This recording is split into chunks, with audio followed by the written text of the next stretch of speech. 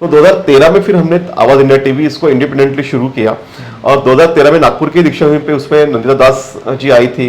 Tribals leaders को हमने बुलाए थे, हमारे कुछ आईएएस ऑफिसर्स मित्र थे, डॉक्टर अर्शदीप कामले, विजय वाघमारे, वो आए थे। तो ऐसा पहला प्रोग्राम होगा कि किसी चैनल के लॉन्चिंग के 20,000 लोग आए थे।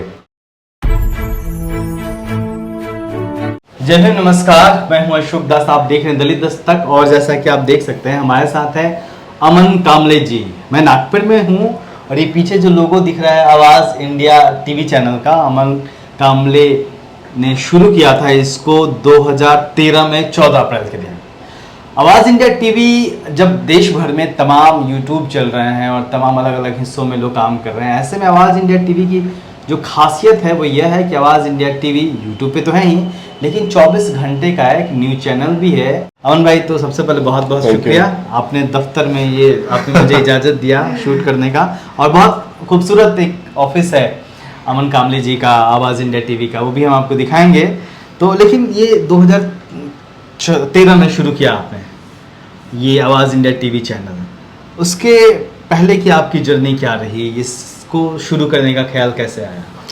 थैंक यू अशोक जी, आप यहाँ तक आए और हम आपसे बातचीत कर रहे हैं। सबसे पहले तो मैं ये बताना चाहूँगा कि बचपन से ही हमारे घर में जो था एक आंदोलन का माहौल था। माता पिता दोनों टीचर्स थे और हमारे यहाँ पे बहुजन नायक और बहुजन संगठक जो है घनश्याम साहब का, वो आता था। तो उसको पढ़ते पढ़ते हम लोग जानने लगे, अपने आंदोलन को समझने लगे और हमारे घर के लोग भी इसी तरह से जो है हमें प्रेरित करते थे। तो जब मैं पढ़ाई कर रहा था, 10th हुआ, 12th हुआ, बीएससी में एडमिशन लिया, तब वो दौर ऐसा था कि घनश्याम साहब का आंदोलन काफ़ी ऊंचाई पे था और उस आंदोलन से हम भी प्रेरित हुए थे। तो उस समय ऐसा ख्याल आया कि क्योंकि हम अलग अलग अखबार में लिखते भी थे, छोटे छोटे लेख होते थे, लिखते थे, डिबेट्स पे जाते थे, तो क्यों ना अपना एक पेपर शुरू किया जाए। तो उस समय पहले वीकली पेपर शुरू करने के सोचे थे, लेकिन फिर ऐसा लगा कि वीकली पेपर शायद जो है वो बहुत आसान नहीं था, अफोर्डेबल नहीं था। तो फिर इसलिए हमने फिर एक मंथली पेपर शुरू किया क्रांति सूर्य नाम से। कभी वीकली कभी मंथली, इस तरह से चलता था।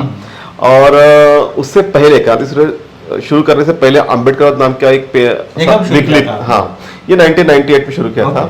उससे जस्ट पहले, एक साल पहले, मतलब पढ़ाई खत्म होने के बाद? हाँ, पढ़ाई शुरू थी, बीएससी में था। अच्छा, उसके साथ ही शुरू किया था। तो उसी समय क्या हुआ कि एक अम्बेडकर नाम का पेपर था, वीकली पेपर था, तो वहाँ पे मैं जाता था, कुछ 2-3 घंटे वहाँ पे जाके मैं पढ़ाई लिखता था। तो उस समय, हाँ, जुड़ा हुआ था। तो उस समय मुझे लालाचंद दत्तू जी नागपुर आए थे और चिचोली में जो भव्य संग्रहालय है बाबा साहब का, तो उनका इंटरव्यू करने का पहला मौका मुझे, मेरे जिंदगी का पहला इंटरव्यू मैंने उनका किया था, दत्तू जी का।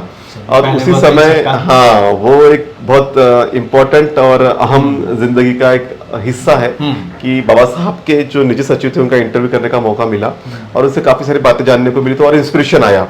और जैसा मैंने कहा कि घनश्याम साहब के विचार से काफी प्रभावित थे।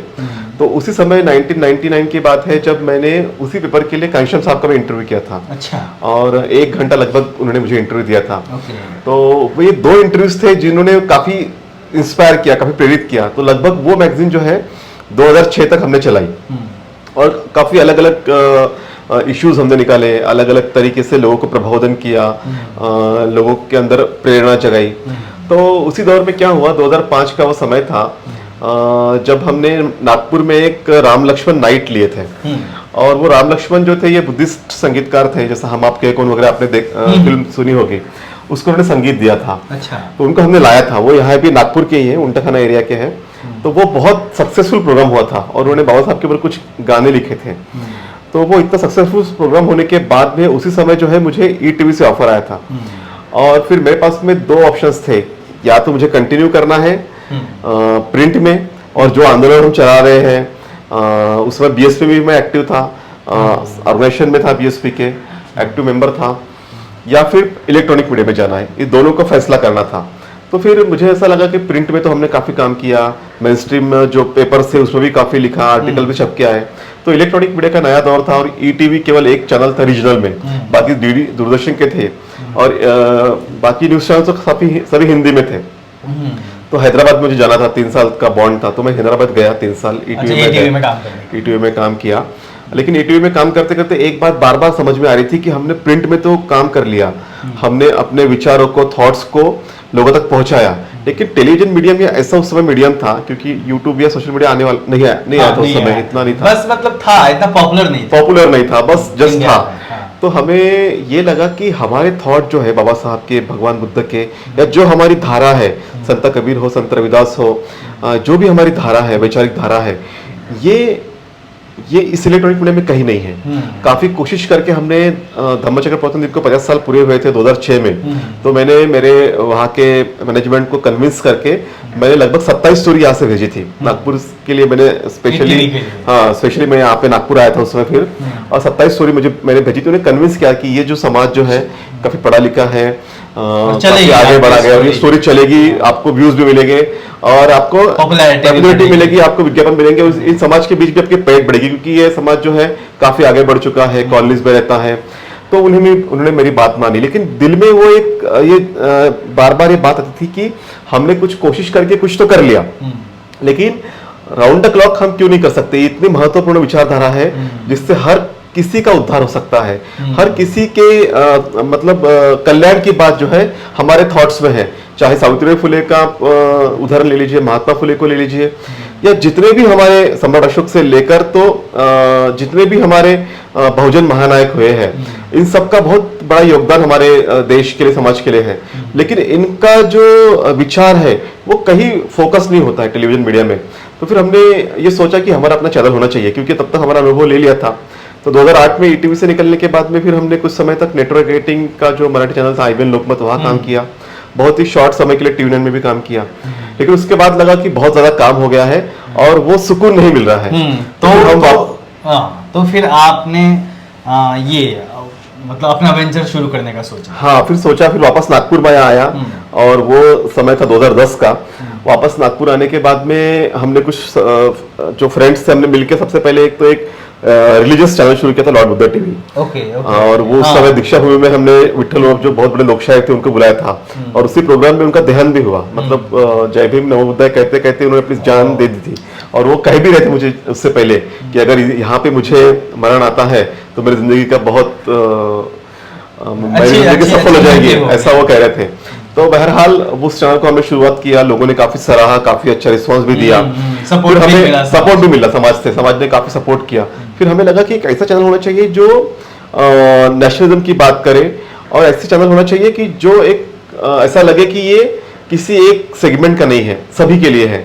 तो 2013 में फिर हमने आवाज इंडिया टीवी इसको इंडिपेंडेंटली शुरू किया, और 2013 में नागपुर की दीक्षा भूमि पे उसमें नंदिता दास जी आई थी, नंदिता दास, हाँ वो अभिनेत्री थी, वो आई थी, और मराठा सेवा संघ के लोग आए थे, कुछ ट्राइबल्स लीडर्स को हमने बुलाए थे, हमारे कुछ IAS ऑफिसर्स मित्र थे, डॉक्टर अर्शदीप कामले, विजय वाघमारे, वो आए थे। तो काफी अच्छा प्रोग्राम हुआ, लगभग 20 ऐसा पहला प्रोग्राम होगा कि किसी चैनल के लॉन्चिंग के 20,000 लोग आए थे, और तमाम तरीके के बहुजन समाज के या प्रोग्रेसिव समाज के भी लोग थे।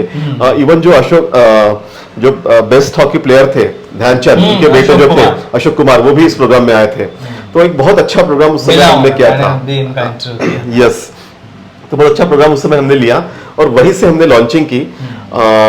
और उस समय जब हमने लॉन्चिंग की तो नागपुर तब जो था एनालॉग सिस्टम था, और एनालॉग में केवल 90-100 चैनल दिखते थे, डिजिटल तब आने का था। लेकिन एनालॉग में जो है हमने यहाँ के कुछ लोकल केबल ऑपरेटर से बात करके वहाँ चैनल हमने शुरुआत की थी, और उसके बाद उसी समय जो था हमने डिजिटल में भी शुरुआत की थी, यूट्यूब भी लॉन्च किया था। लेकिन यूट्यूब पे हमारा उस समय का फोकस केवल ये था कि अपने जो कंटेंट है, क्योंकि हमारे पास में स्टोरेज नहीं था, क्योंकि स्टोरेज काफी लगता है, तो अपने जो कंटेंट है यूट्यूब पे सेव रहे, तो उसका केवल मकसद यही था, यही था यूट्यूब का। लेकिन बाद में धीरे धीरे जैसे यूट्यूब बढ़ा, फिर हमने वहां पर भी काम करना शुरू किया। ओके, आवाज इंडिया टीवी ये नाम क्यों सूझा? आवाज इंडिया टीवी नाम सोचने के पीछे की वजह ये थी कि उन सब की आवाज बने जो हाशिए पे हैं, हम उन सब की आवाज बने जो कभी मेनस्ट्रीम मीडिया में नहीं आते, हम उन सब की आवाज बने जिनका दर्द लोगों तक नहीं पहुंचता, हम सब उन सब की आवाज बने जिन्होंने बहुत अच्छे काम तो किए हैं, लेकिन उन्हें मेनस्ट्रीम मीडिया में कहीं स्पेस नहीं है। तो हमने इस सोच के साथ कि दलितों की, आदिवासी समाज की, ओबीसी की, या फिर जो भी पीड़ित पक्ष है, उन सब की आवाज हमें बनना था, और उस आवाज को बनने के लिए फिर हमने ये चैनल शुरुआत की। और मैं बहुत ही बताते हुए मुझे खुशी होती है कि हमारा एक बहुत अच्छा प्रोग्राम है आवाज आपकी, तो उसमें हम सिविल इश्यूज को जनरली फोकस करते हैं, या फिर कुछ अगर एक्टिविटीज होती है उसको फोकस करते हैं। लेकिन सिविल इश्यूज में ऐसा होता है कि किसी भी बस्ती में चले गए तो सब तरह के लोग मिलते हैं, मल्टी मतलब कल्चर के लोग होते हैं, अलग अलग कास्ट के क्रीड के लोग होते हैं, तो वहां पे पानी नल को नहीं आ रहा, या गंदगी है, या जो भी सिविल इश्यूज है उसको हम उठाते हैं, बेसिक प्रॉब्लम को, और उस माध्यम से हम कि हर घर तक पहुंचते हैं। और एक कोई स्टिग्मा हमारे साथ में नहीं होता है, तो वो उस प्रोग्राम से इतने मतलब कई घर के सामने, लोगों के घर के सामने रोड बनी, कहीं पे इम्पैक्ट हुआ, कहीं जहाँ पे नाली बह रही थी तो वो प्रॉपरली वो उसका क्लोज कर दिया गया। कई ऐसी घटनाएं हुई कि जहाँ पे जैसा हमारे यहाँ बुट्टी बोरी है, तो वहाँ बुट्टी बोरी में जो पूर जिसे बहते हैं, वो बहुत बड़े पैमाने पे बारिश का पानी बहने से जो है वहाँ की झोपड़पट्टी बह गई थी।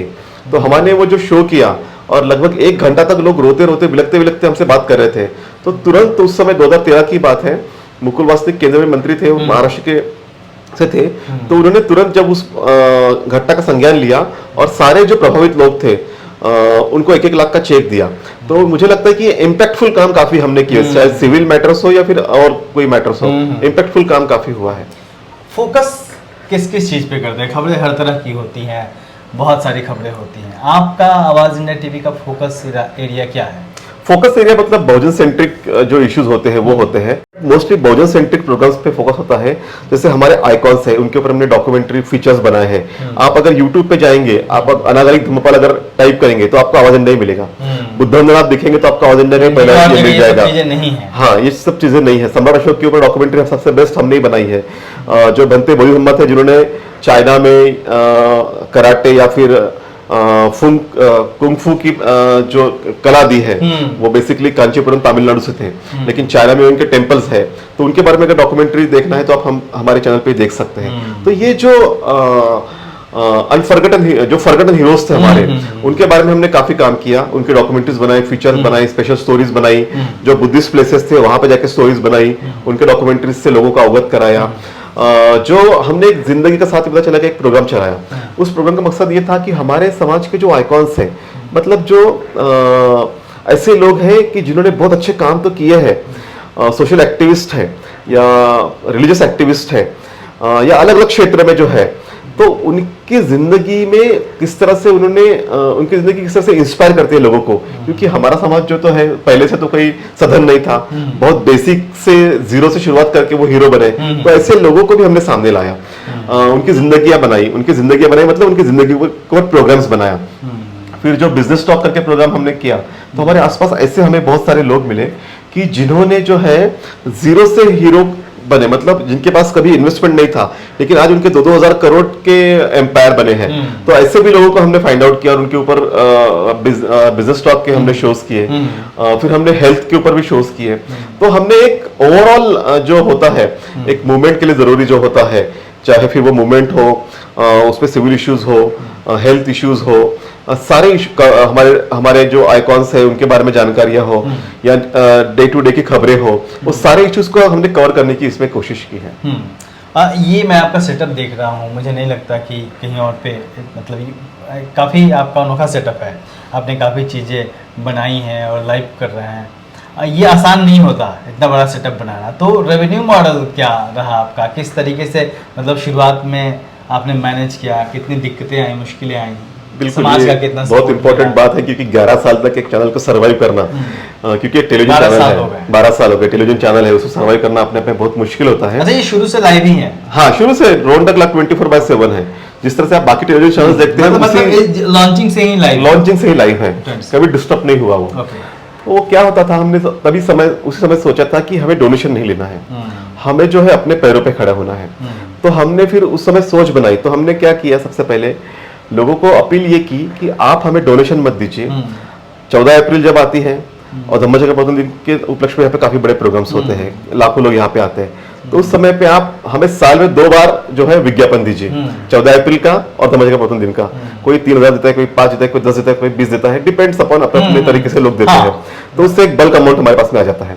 फिर लोगों की वेडिंग एनिवर्सरीज होती है, वो हमारे साथ में शेयर करते हैं, बच्चों के बर्थडेज होते हैं वो शेयर करते हैं, उनके घर में कोई स्मृति दिन होता है तो वो शेयर करते हैं। तो उससे क्या है, connect 1 to 1 direct connect public से भी हमारा हुआ। तो ये बेसिक रेवेन्यू मॉडल था। फिर ये प्रोग्राम्स जो होते हैं हमारे आसपास में कई कॉन्फ्रेंस सेमिनार होते रहते हैं, तो हमने लोगों से ये कहा कि आप जो है इस प्रोग्राम को रिकॉर्ड कीजिए, हम इसको टेलीविजन पे दिखाएंगे, यूट्यूब की भी लिंक देंगे। रिकॉर्ड आप करिए, रिकॉर्ड हम करेंगे। अच्छा। क्योंकि ब्रॉडकास्ट कैमरे हमारे पास में थे ना उस समय, तो इस तरह के मोबाइल नहीं थे, तो रिकॉर्ड हम करेंगे, हम ही आएंगे, हम रिकॉर्ड करेंगे, उसको बाकायदा एडिट करेंगे, उसको टेलीकास्ट करेंगे। और तब यूट्यूब लिंक का इतना चलन नहीं था 5 साल पहले। 5 साल के बाद हमें फिर अभी लोगों को यूट्यूब लिंक भी देनी होती है, फेसबुक लिंक भी देनी होती है, तो फिर हम उसको एक साथ सब कुछ मिलता है। मतलब वो प्रोग्राम करेगा तो 100 लोग रहेंगे या 500 लोग रहेंगे, लेकिन हमारे चैनल पे जाएगा तो करोड़ों लोगों तक जाएगा। बिल्कुल। हमारे चैनल पे यूट्यूब से देखेगा तो हजारों लाखों लोगों तक जाएगा। तो लोगों को वो बात पसंद आई, तो लोगों ने हमें प्रोग्राम्स भी देने शुरू किए। फिर हमने कुछ डॉक्यूमेंट्रीज बनाई, कुछ फीचर्स बनाए, जैसा कि अभी हमने बिजनेस टॉक किसी का किया, तो हम तो किसी को पहले पैसा मांगते नहीं है, लेकिन उससे लगता है कि इतना बड़ा चैनल है, ये है, मेरा इतना प्रमोशन किया है, इतने लोग मुझे कॉल कर रहे हैं, तो वो स्वयं होकर कहते हैं कि हमें कुछ देना है। तो हम बोलते हैं डोनेशन मत दो, आप विज्ञापन दो। तो किसी के लेआउट का विज्ञापन आ जाता है, किसी के होटल का आ जाता है, किसी का कोई रियल एस्टेट का बिजनेस इसका आ जाता है, तो अलग अलग तरीके के विज्ञापन हमें आते हैं। कोई अगर प्रोग्राम, सपोज अभी राजरत्न अम्बेडकर का कोई प्रोग्राम है, तो उसका पहले ही इंफॉर्मेटिव वीडियोस हम चला लेते हैं, तो उसका विज्ञापन चला लेते हैं कि ये प्रोग्राम है, ये तारीख को है, आप इसमें सम्मिलित होइए। तो जो मतलब ऑर्गेनाइजर है वो देते हैं ताकि वहां पे लोग पहुंचे। यस, वहां पे उनको भी बेनिफिट है, हमें भी बेनिफिट है। तो ये मल्टीपल इस तरह से काम चलता है। फिर हमारा एक प्रोग्राम है अपना विहार अपनी आवाज, तो नागपुर में लगभग 500 बुद्ध विहार है, या नागपुर के आसपास भी कई बुद्ध विहार है, पूरे भारत में है, तो हर जगह तक पहुंचे। हम राजस्थान भी गए, तमिलनाडु गए, हम आंध्रा गए, हम गुजरात गए। तो वहाँ क्या होता है, वहाँ के लोग हमें बुलाते हैं, हम उनके ऊपर डॉक्यूमेंट्री बनाते हैं। फिर वहाँ के लोगों के साथ में केवल डॉक्यूमेंट्री नहीं बनाते, तो इंटरेक्ट करते हैं, फिर सवाल जवाब करते हैं। तो वो बहुत एक इंटरेस्टिंग और रोचक प्रोग्राम है। फिर उसके बाद क्या होता है कि लोग अब अपने, क्या नाम है प्रोग्राम का? अपना विहार अपनी आवाज। अच्छा, अपना विहार, बुद्ध तो विहार पे। बुद्ध विहार पे है प्रोग्राम। तो फिर उसके बाद क्या होता है, लोग जो है 1000-2000 की विज्ञापन दे देते हैं। तो जब उनके घर का बर्थडे आएगा या कोई भी उनके घर की कनेक्टिविटी हो जाती है और हमें रेवेन्यू हमारा स्टार्ट हो जाता है। तो भी ये कंसिस्टेंट प्रोसेस है। कई बार ऐसा भी होता है कि कुछ कुछ महीने में ऐसा भी होता है कि रेवेन्यू नहीं आता, विशेषतः बारिश के दिन होते हैं या फिर धूप काला बहुत तेज होता है, उस समय ऐसा होता है कि प्रोग्राम्स नहीं होते हैं। फिर बाकी जगह लोग जाना भी पसंद नहीं करते अगर बहुत ज्यादा बारिश है, तो यहाँ ऐसे समय भी, ऐसा मौका भी आता है। लेकिन फिर भी जो है हमारे जो वेल विशर्स है, जो वेलबींग है, वो सपोर्ट करते हैं। तो इस तरह चलता है। तो 12 सालों में आवाज इंडिया टीवी का इम्पैक्ट क्या देख रहे हैं? मुझे ऐसा लगता है कि कई ऐसे सिंगर्स हैं जिनको हमने प्रमोट किया, आज वो अलग अलग स्टेज पे अपनी कलाएं प्रस्तुत करते हैं। कई ऐसे लोग हैं, चाहे पॉलिटिकल एक्टिविस्ट हो, सोशल एक्टिविस्ट हो, जिनको हमने दिखाया, वो लोग आज, कल तक सोशल एक्टिविस्ट थे, आज पॉलिटिकल एक्टिविस्ट बन गए, वो एमएलए बन गए, एमपी बन गए। ये तो हो गया उनका इंडिविजुअल। लेकिन जैसा मैंने कहा कि आवाज आपकी का इम्पैक्ट ये हुआ कि सिविल इश्यूज सॉल्व हो गए, एट्रोसिटीज के इश्यूज को हमने उठाया था, एट्रोसिटीज के इश्यू पे लोगों को जस्टिस मिला, कई एट्रोसिटीज आसपास में हुई थी। उसके बाद हमने सोचा कि केवल एट्रोसिटीज उठा के या फिर ये करके क्या क्या हासिल होगा। हम जब चैनल है तो हमने बॉन्डिंग करनी चाहिए और लोगों के बीच में मैत्री डेवलप करनी चाहिए, भाईचारा हमने बनाना चाहिए। तो हमने यहाँ के मराठा या कुंबी भाई है, तेली है, यहाँ की माड़ी कम्युनिटी है, स्वीपर कम्युनिटी है, अलग अलग तरह की जितने भी कम्युनिटीज है, हमने उनके साथ में एक बॉन्डिंग किया। वो लोग हमारे साथ में आए, हमने उनके समाज के दुख दर्द के ऊपर शोज बनाए, उनके साथ में हमने मिलजुल के काफी कार्यक्रम किए। इससे क्या हुआ कि समाज में जो है मेल मिलाप बढ़ा, भाईचारा बढ़ा और एट्रोसिटीज काफी कम भी हुई इस एरिया की। कई इंटरकास्ट मैरिजेस हुए, कई शादियां हुई।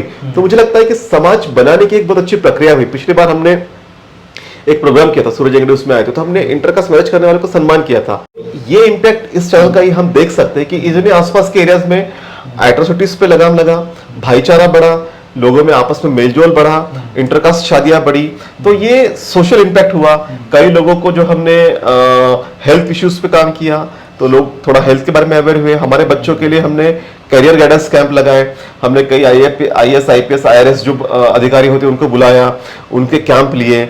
जो हमारे बच्चे बिजनेस में जाना चाहते हैं उनके लिए हमने जो DIC होता है, डिस्ट्रिक्ट इंडस्ट्रियल सेंटर जो होता है, जिला उद्योग केंद्र, उसके माध्यम से कैंप किए, अलग अलग बिजनेस में कैसे आगे जाए, प्रोजेक्ट रिपोर्ट कैसे बनाए, इस तरह के कैंप किए। तो उससे युवाओं के साथ कनेक्ट हुए, युवा अब स्वयं रोजगार भी करने लगे हैं। और जिस तरह से हमने कहा कि जो बिजनेस में आगे बढ़े हैं उससे इंस्पिरेशन मिला। तो काफी ऐसे इम्पैक्ट हुए। जो लोगों ने अपनी जिंदगी में बहुत अच्छे काम किए हैं उनको हमने प्लेटफॉर्म दिया, अच्छे कलाकारों को प्लेटफॉर्म दिया, तो मुझे लगता है ये इम्पैक्ट रहा कि सोसाइटी जो है, सोसाइटी को अपना एक दर्पण मिला, क्योंकि कोई चैनल का काम ये होता है कि वो समाज का दर्पण बने, तो सोसाइटी को एक दर्पण मिला, ना केवल अम्बेडकराइट सोसाइटी को, जो बहुजन समाज है उसको भी दर्पण मिला।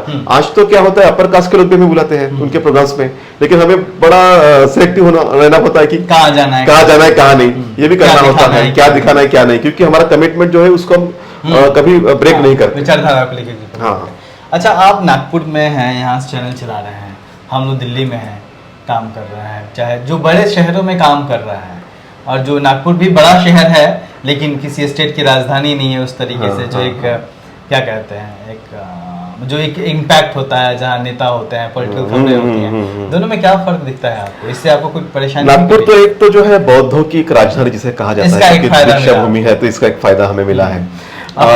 समाज रिच था, हाँ, समाज बिल्कुल था, वेल बीइंग था, तो उसका एक बेनिफिट हमें मिला है। तो ये चैनल अगर 12 साल यहाँ तक पहुंचा या चला, इसका सारा श्रेय समाज का है कि उसने हमें प्रोत्साहित किया, उसने हमें सपोर्ट किया, उसने हमें बार बार जो है आगे चलने के लिए प्रेरित किया। तो नागपुर जो है ये भले ही दिल्ली जैसा ना हो या मुंबई जैसा ना हो, लेकिन आज एक वेल डेवलप्ड सिटी है, वेल कल्चर्ड लोग हैं, सभी लोग, एक मल्टी कल्चर्ड सिटी भी बन गई है, सभी लोग साथ साथ में रहते हैं, तो इसका बेनिफिट ही है, क्योंकि हर जगह बुद्धिज्म के लिए पूरी दुनिया में जाना जाता है, दुनिया भर से लोग आते हैं, दुनिया भर से लोग आते हैं। इसके कारण हम जापान जा पाए, इससे कारण हम यूएस जा पाए, इससे कारण हम थाईलैंड के लोगों ने हमें बुलाया, ताइवान तक हम पहुंचे, श्रीलंका में हम गए। तो ये इसका एक बेनिफिट है कि नागपुर के कारण हमें दुनिया देखने को मिली, नागपुर के कारण जो है हम पूरे भारत में जा पाए, क्योंकि यहाँ पे जो है नागपुर पे एक निगाह होती है पूरे भारत से, चाहे वो बुद्धिस्ट हो या फिर कोई अलग कम्युनिटी का भी हो। बहुजन समाज का सेंटर भी नागपुर ही है, यहाँ से सारी बातें बनती है, और जो हमारे अपोजिट विचारधारा सेंटर नागपुर भी है, तो नागपुर कई दिशा से काफी महत्वपूर्ण है। अच्छा, आवाज इंडिया टीवी और अमन कामले, इसका अचीवमेंट आप दोनों का क्या रहा इस जर्नी में? नहीं, मेरे जर्नी में तो चैनल का ही अचीवमेंट है। मैं तो, अगर चैनल नहीं है तो फिर मैं कुछ नहीं था, क्योंकि भले ही हमने शुरू में बीएसपी में काम किया, सामाजिक आंदोलन में काम किया, प्रिंट मीडिया में काम किया, अपना खुद का एक प्रिंट अखबार भी शुरू किया, लेकिन ये जो चैनल था, इसने जो इम्पैक्ट दिया है, इसने जो पहचान दी है, वो अपने आप में बहुत डिफरेंट है। और आज एक समीकरण जरूर बन गया है कि अमन कामले, आवाज इंडिया टीवी, बट इसको बनाने के लिए जो लोगों ने सपोर्ट किया, जो सहकार्य किया, या जिस तरह के कंटेंट हमने डेवलप किए, मुझे लगता है कि इसका सबसे बड़ा इम्पैक्ट है, श्रेय है। आपका फ्यूचर प्लान क्या है? क्या अभी बीच में अपने सैटेलाइट पे भी चैनल लॉन्च किया था 2016 में, जब बाबा साहब की 125वीं जयंती थे, सैटेलाइट लॉन्च किया था, और लगभग भारत के 12 स्टेट्स में भी हम लोग गए थे उस समय। लेकिन क्या हुआ कि कुछ वो सैटेलाइट का खर्चा बहुत एक्सपेंसिव था, और हर महीने आपको 20-25 लाख मैनेज करना, वो हम सब कोशिश तो हमने किए थे, लेकिन वो मैनेज नहीं कर पाए थे। तो एक दिमाग में तो अभी भी है कि सैटेलाइट फिर से जाना है, कभी ना कभी शायद सैटेलाइट पे जाने का मन तो बनाया है, जब ये सारा बन जाएगा, सारी बातें कि हम उतना पैसा जनरेट कर सकते हैं तो बनेगा। लेकिन अभी जो है सोशल मीडिया, क्योंकि अभी यूट्यूब पे भी हमने 2018 के बाद काम शुरू किया था, तो यूट्यूब पे लगभग 23 लाख सब्सक्राइबर इस बार हमारे हो गए हैं। तो हमें अभी ये सोचा है कि यूट्यूब को थोड़ा और एनहांस किया जाए, मुंबई में भी ऑफिस बनाए, मुंबई से कुछ और नए लोगों को रिक्रूट करके इसका दायरा है जो बढ़ाया जाए। अभी 23 लाख सब्सक्राइबर है, तो फिर 50 लाख कैसे कर सकते हैं आने वाले 2 सालों के बीच में, इसके बारे में थोड़ा रणनीति बना रहे हैं, और मुझे लगता है कि जल्द ही हम इस पे भी वर्कआउट करेंगे और उस दिशा में हम आगे बढ़ेंगे। चलिए, बहुत बहुत आपको वेल विशेष कि आप मंगल कामनाएं कि आप जो सपना देख रहे हैं वो पूरा हो। तो आवाज़ इंडिया टीवी का जो एक सफ़र रहा है, और जिस तरीके से लाइव टीवी ये लेके आया है, निश्चित तौर पे काबिल तारीफ काम है, क्योंकि बहुजन समाज से और अम्बेडकरी समाज से निकल के और फिर इस तरीके का एक एस्टेब्लिशमेंट करना, क्योंकि हम लोग मीडिया के लोग हैं और हमें पता है कि कितना मुश्किल होता है उसको, हर महीने का एक्सपेंस और तमाम चीज़ें। लेकिन अमन कामले जी ने जिस तरीके से सस्टेन किया है, वो निश्चित तौर पे अमन जी जो नए लड़के हैं वो आपसे सीखेंगे। तो आवाज़ इंडिया टीवी भी देखते रहिए, दलित दस्तक भी देखते रहिए, अमन जी को भी सपोर्ट करिए, दलित दस्तक को भी सपोर्ट करिए। Thank you. आपको कैसा लगा ये आप जरूर कमेंट बॉक्स में बताइएगा, और देखते रहिए दलित दस्तक। जय हिंद। Thank you. जय हिंद।